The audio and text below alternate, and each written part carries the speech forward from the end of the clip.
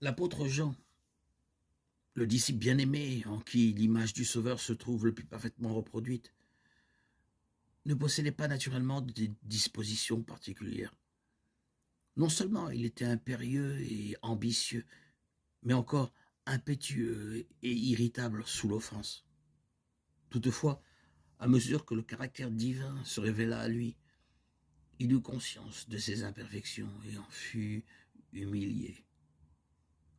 La force et la patience, la puissance et la tendresse, la majesté et la douceur qu'il contemplait dans la vie quotidienne du Fils de Dieu remplissaient son cœur d'admiration et d'amour.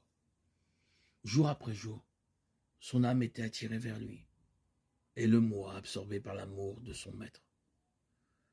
Son caractère susceptible et ambitieux céda à la puissance de Jésus. Son cœur fut changé par l'influence régénératrice du Saint-Esprit, comme le fut mon cœur. Par le Saint-Esprit, ma vie a été transformée. L'amour du Sauveur a transformé mon caractère. De même pour l'apôtre Jean, et de même pour vous qui m'écoutez, pour tous ceux qui reçoivent le Christ. L'Esprit Saint, par sa puissance de transformation, jour après jour, semaine après semaine, travaille en vos cœurs. Il vous suffit de suivre le chemin que Dieu a tracé pour vous, de lui faire confiance, de porter toute votre espérance en lui, et votre esprit, l'esprit que vous avez reçu, vous régénérera, vous guérira de vos plaies, de vos tourments.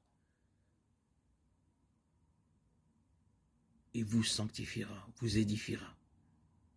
C'est là le résultat certain de l'union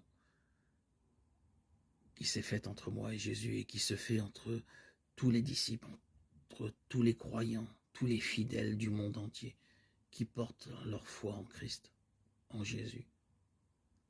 Jésus renouvelle tout l'être de celui dans le cœur duquel il habite. Nous sommes les temples du Christ.